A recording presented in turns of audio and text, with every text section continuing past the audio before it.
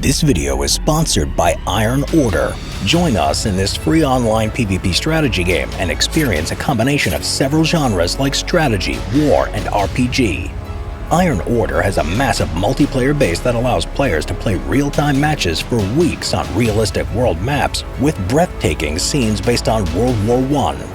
Choose your country and use the nation's resources effectively and efficiently to fight up to 100 other players in real-time battles. Combine your skills with numerous different units that can range from infantry, tanks, and planes to even mechs like flying fortresses and titans, and become the ruler of the world.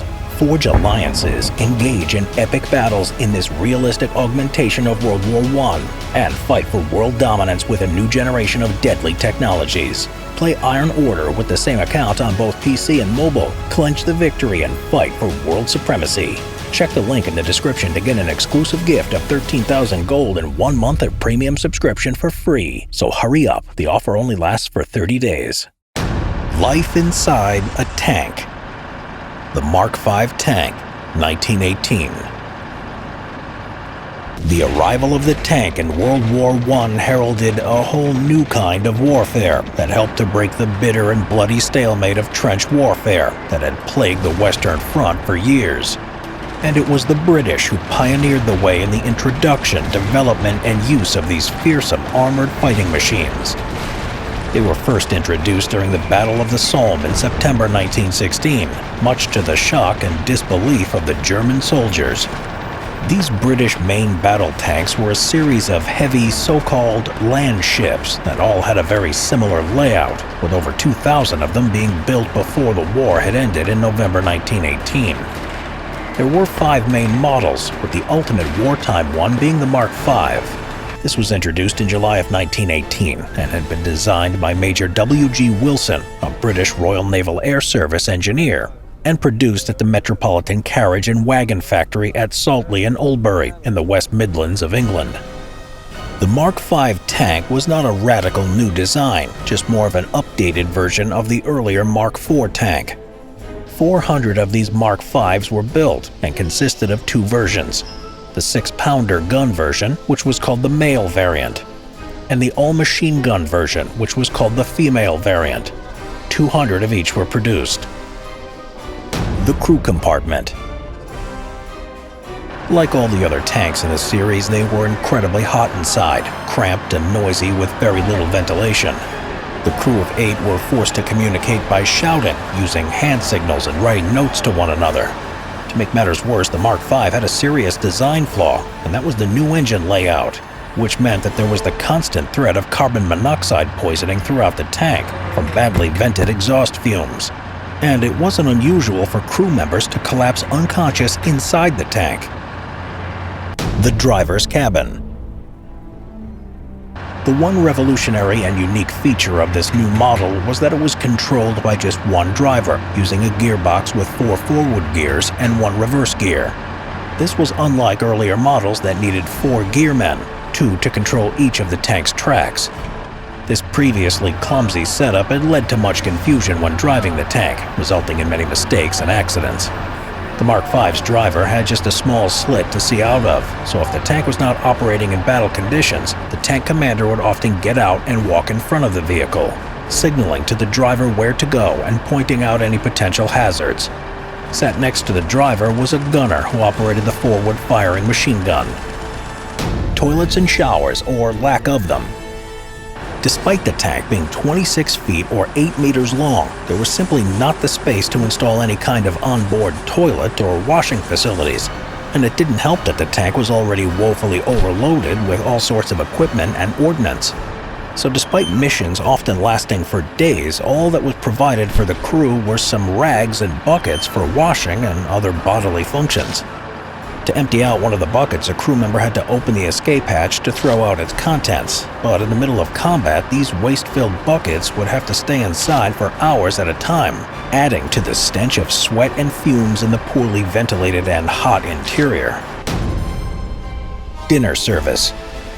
Often food like bacon and eggs could be cooked on board by being wrapped in tinfoil and placed on the top of the hot engines to slowly cook. But the ability to make the all-important cup of tea in a British tank didn't occur for another 30 years, with the introduction of the boiling vessel in the British Centurion tank, so the crew had to boil their water outside of the tank in makeshift petrol burners. The engine. The 29-ton tank was powered by a massive 19-liter 6-cylinder inline Ricardo petrol engine. The engine produced 150 horsepower, which is the equivalent to that of a modern-day Harley-Davidson motorcycle. This gave the Mark V a top speed of 5 miles an hour, about the same speed as that of a person walking briskly. Fuel tank. Despite holding 93 gallons or 420 liters of fuel, the tank only had a range of 45 miles, and though the fuel tank was armored, it could easily be penetrated by enemy heavy machine gun fire. As the tank was powered by petrol, it could explode when hit, setting the tank on fire, disabling it completely. So many crews were incinerated in this way that specially trained salvage crews had to be formed to retrieve their bodies out of the charred hulks. The starting handle. The tanks had to be crank-started internally using a large starting handle that had to be vigorously rotated with both hands in order to get the tank engine to start. The Semaphore system. The Semaphore system allowed for communication between tanks using a primitive signaling system of levers and discs on top of the tank, but this relied heavily on good visibility. Therefore, adverse weather conditions like rain or early morning fog made it next to useless. Battlefield smoke was also a problem too. The tanks also carried wicker baskets containing carrier pigeons that would have messages strapped to their legs and were released outside of the tank to fly back to base with messages. The armored exterior. The Mark V's armor had 16mm or 0.63-inch thick steel plate on the front, with 12mm or 0.47-inch on the sides, along with 8mm or 0.31-inch on both the rear and the roof. This meant that it was totally immune to all types of small arms fire, and it could also withstand heavy machine gun fire and grenade blasts on all but the rear and roof of the tank. The steel plate was just normal industrial grade and therefore quite brittle, so if the plate was penetrated, it was prone to splintering. If this happened, it resulted in small red-hot shards of metal shooting around the crew compartment with devastating effects. The crew would wear medieval-looking chainmail masks to protect their eyes, and gas masks were always close at hand. Weaponry.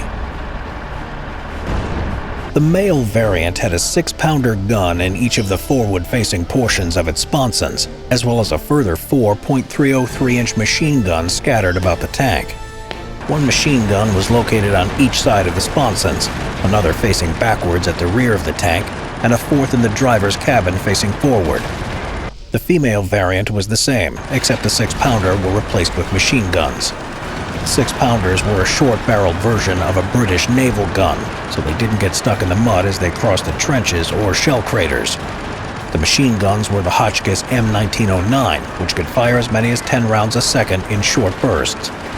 But the drawback was that the odor from the cordite propellant used in the machine gun's rounds, though smokeless, caused irritation to the eyes and lungs of the gunners inside the cramped and poorly ventilated interior of the tank. Ammunition. The 207 rounds for the 6-pounder gun was centrally stored, whereas the thousands of rounds for the machine guns were distributed about the tank next to the weapon ports for quick and easy access. The side sponsons. Turrets for tanks had yet to be fully realized, therefore sponsons were used at first.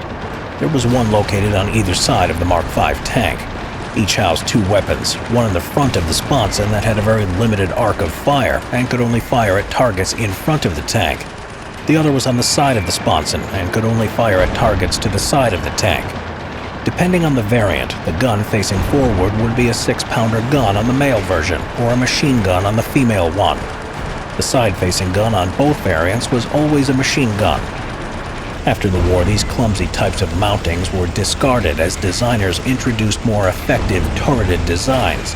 But a notable exception was the U.S. stopgap tank of World War II, the M3 Lee Grant. Observation post. An armored cabin on the roof of the tank was used for all-around observation, using a series of observation slits. There was also a peephole on both sides which the commander could also fire his 6-shot service revolver through if he needed to. These tanks were reasonably successful, though after the war they were gradually phased out of service, to be replaced with new tanks that had gun turrets and smaller crew numbers and proper dedicated suspension, like the Vickers Medium Mark II, that were also equipped with radios. Some Mark Vs were used in the Russian Civil War that ended in 1920. The last recorded use of them was in August 1941, when the Red Army used 4 of them as dug-in fortifications during the defense of Tallinn against the German invaders.